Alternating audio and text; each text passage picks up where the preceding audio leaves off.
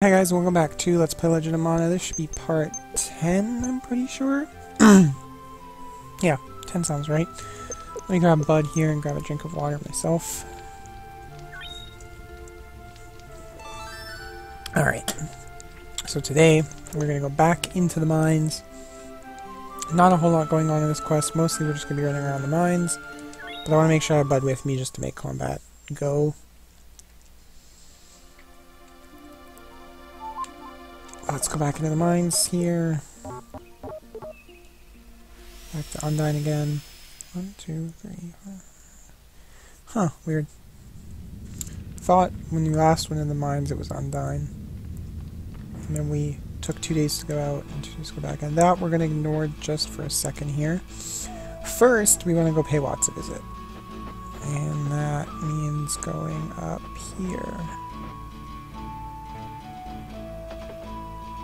Oh, now we're gonna catch the bugger. There. I lost my trusty hammer, so my work isn't going well at all. If you see it anywhere, please give it back to me, will you? Got it. Much thanks. If you just get my hammer back, why, I'll teach you how to blacksmith. And now, you see why I care. So what we're gonna do now is go back and check out that new thing that's at the front. That Bear Express. And now we are warped to somewhere else in the dungeon. First of all, this is Watts' hammer. Double? Dub. Oof. A book of poems. Do you want to read it? Yeah, why not? Twinkle, twinkle, little star. Why do you twinkle the way you do? Are you laughing because you're just too happy, or is the cold wind making you shiver? Hey! I'm just gonna check my skill list for a second over here. Yeah, okay, that's all I wanted. You! Don't go reading my poems like that! I'm Roger, leader of the Diggers. Well, him, do you have any, opinion? Is there more? Really? You want more? Well, then I guess I'll just have to show you more. Here I go. The hole and I. I am a hole in the ground. I am a hole that rainwater cannot fill. All the digging I have done has left me so empty. I dig and dig to find that something my heart is searching for. Oh, mana goddess, what have you hidden in the ground for me? Brilliant gems? Useless junk? I will dig, dig, and dig for the goddess's treasure. I will dig until my life reaches its end.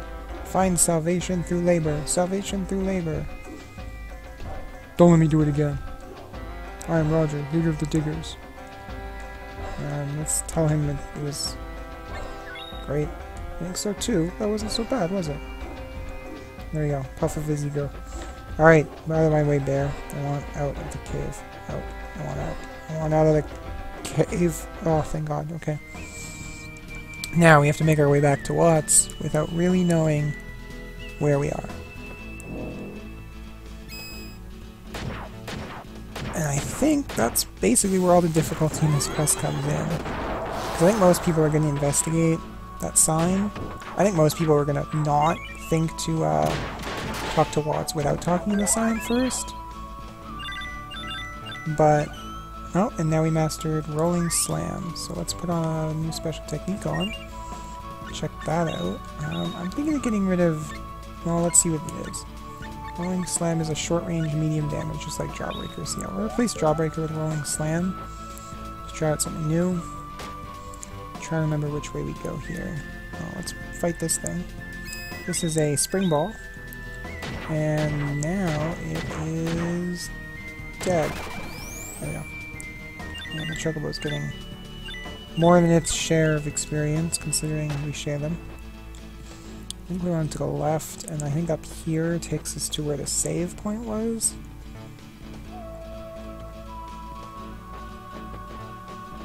And so I think we just run up this way. No, this is wrong, but I will fight the Narcissus, which looks like a Yeti. In fact, let's use my... oh, that's lightning kick, shit. Wanted to use the other one. Because it's first on the list, my brain instinctively thinks it's on the left trigger, the left bumper, and not the right, which is why I screw that up basically every time I ever try to do it. That's okay, I'll kill him and charge the bar, and I will remember to do it next time. I think that guy can drop something cool. Probably like a cool fist or something. I'm not too up on the monster drops, so don't forgive me for that. But and I think I saw the corner of my the save point, so I think, yeah, I'm gonna go up here, and then here, and I think I want to go, just keep going right? Yeah, because I think this is where I thought Watts was before, and then it wasn't. But let's try the rolling slam here, we'll see how this works. Boom! I just rolled into them. Pretty sweet. I feel like I like it better because it looks like it hits more than one guy better than Jawbreaker does. And it certainly looks like it actually releases the attack a lot faster. Which is something I'm all up on. Up here, and I think now we're back at the second screen. And then if we just go past this mole right here, we should be at Watts. So the quest isn't too long, like at all, really. There we go. Just a quick little do the hammer, and you're done. And I might be able to lump a... oh shit. He was right there. Yeah. Whoa, that's my hammer. Give it back, you. Youngsters these days will take anybody's things.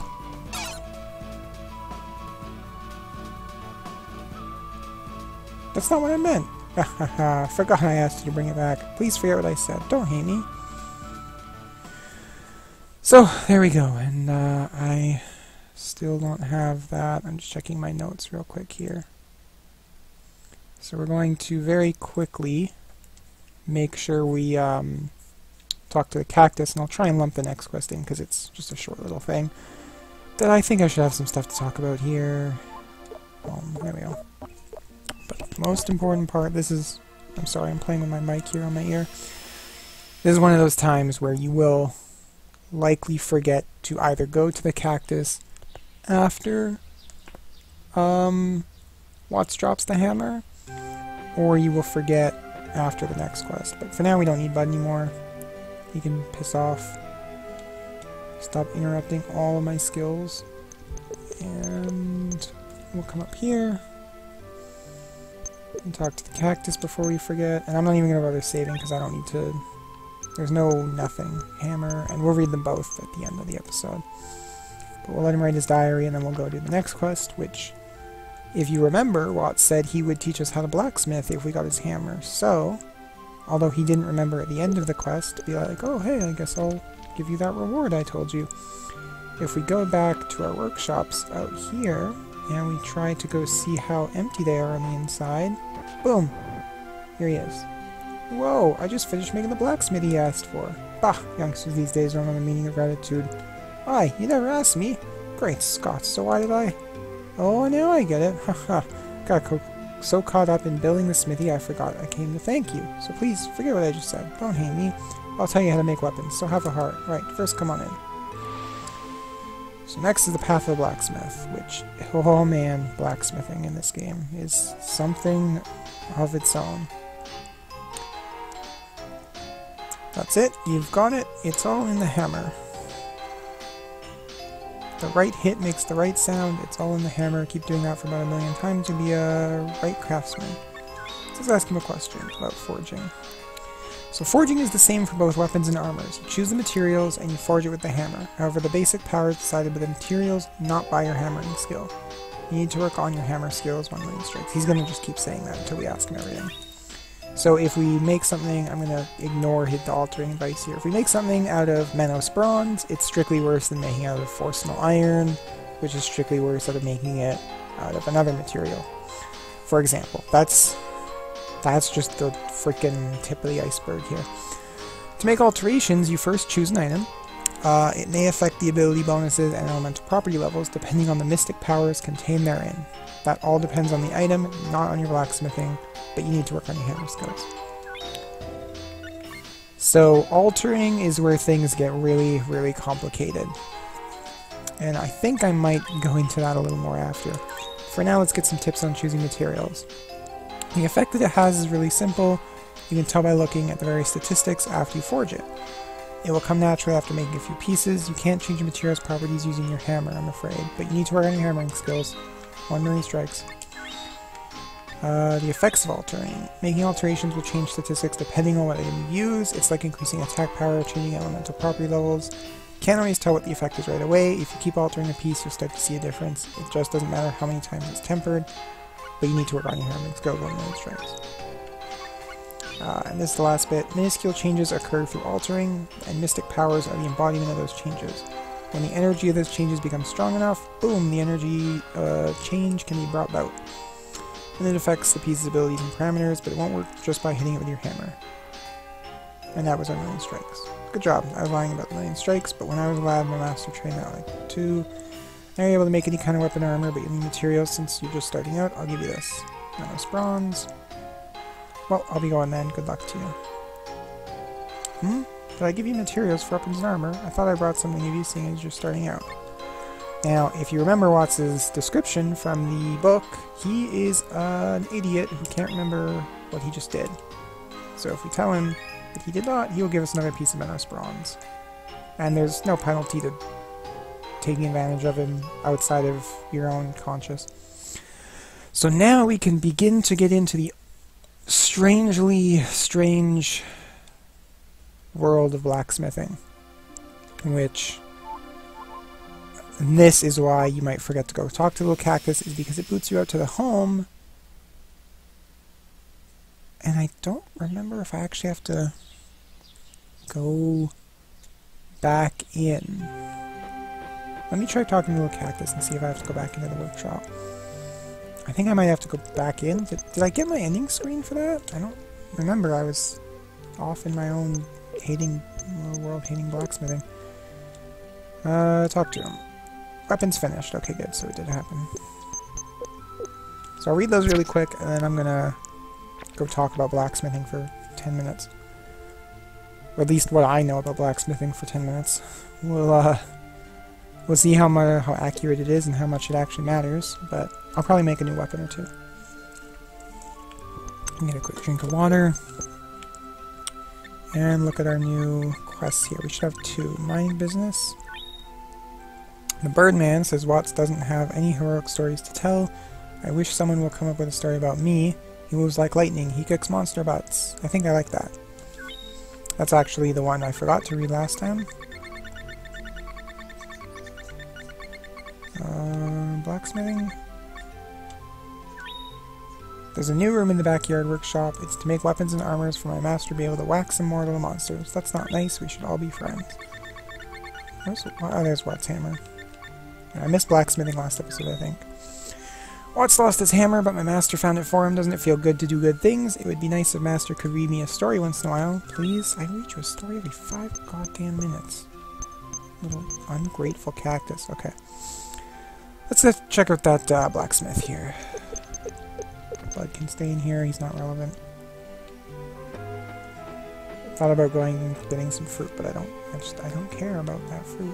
I should actually go do it because that is important for something else. So let's do that first while I start talking about equipment here. So, did I? Okay, good. There was nothing up at the top, so I thought maybe I forgot to give him fruit. Here's our lilipods. Red and green apparently make purple. I don't know why, but apparently they do. Come on. Come on, there we go. Cherry bombs! Get this Squalfin? Orca plant. Orca plant, I think it's orca and eggplant.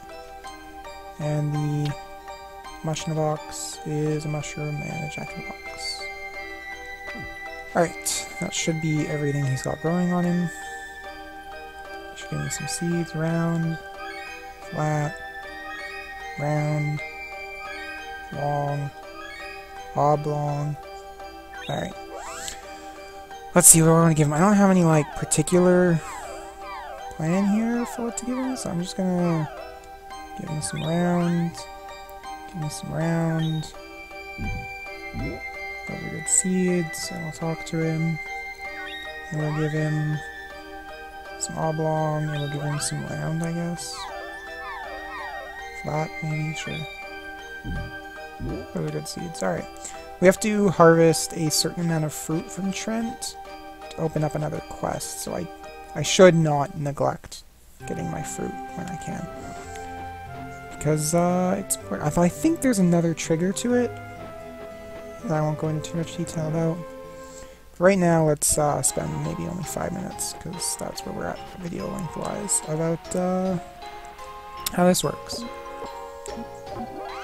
So first, I'm going to forge a weapon, just because I said I would forge something. Let's do a spear, and we'll do it out of Menace Bronze, just because I have the extra piece he gave me. I don't have to do anything, I'm not touching any buttons, I just hammer away, boom, spear. Menace spear. Now, tempering. How this works is you take a weapon you don't have equipped, like my Menace spear. What's that elbow bow made of? Oak wood, okay. And you look at all the things you have, and you can just put stuff in. Now, I'm only going to do... Oh, what am I even going to do here? I don't really want to do like any of it, because it's a whole thing. But I just want to show you that menu. I might forge a piece of armor here. No, I don't know like what I'm doing with this at all, so I'm just going to leave it for now.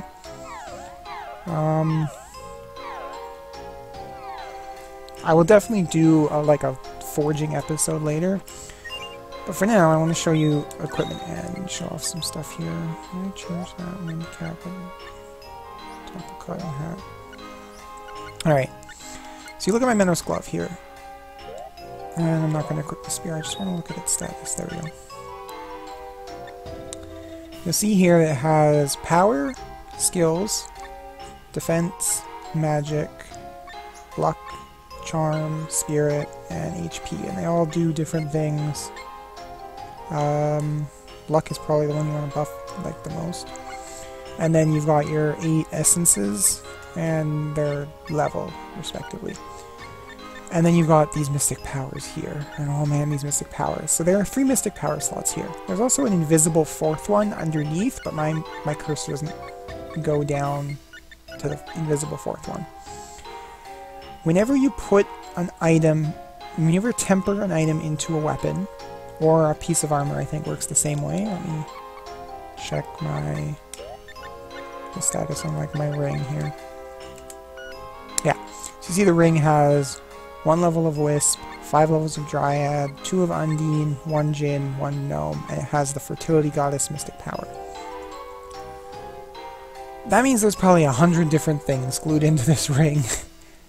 And I don't know half of how it works because it's so incredibly needlessly complicated. But basically, you have your 3 pieces, and you have a 4th invisible piece.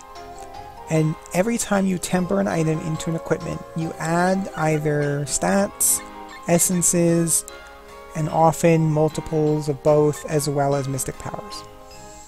And what'll happen is you'll be tempering something, and a little card will come flying up and float in front of you, and there's a ton of these little cards, and I wish you could get them physically, but I don't think you can.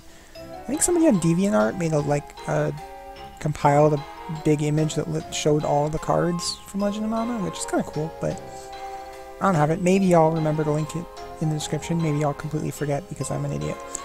But basically, you put things in here and they'll slowly fill up this list. And what'll happen is something will get bumped down to the 4th position and then get bumped out of the weapon. Or maybe it was the other way around. Maybe it goes into 4th position and then it bumps out one of these 3. I can't entirely remember. But basically, the way you temper an item is you need like a goddamn French gourmand recipe of take X item, put X, Y, and Z, and A, and B, and Q items tempered into it in this order of this amount, this many times, and you'll get these things, and then you have to use some things to clear them out, and you'll like, there's an item you can temper to do blanks, which will like kill all the changes you've got. It's incredibly complicated. I'll probably do a whole forging episode with like a proper forging guide on hand so I can explain it a little better. But for now, that's going to be it for this episode. We covered 2 more quests. I think next time we're going to check out the junkyard, which will open up a whole bunch of cool new things for us. So I hope you join me for that, and I'll see you guys next time. Thanks for watching. Bye.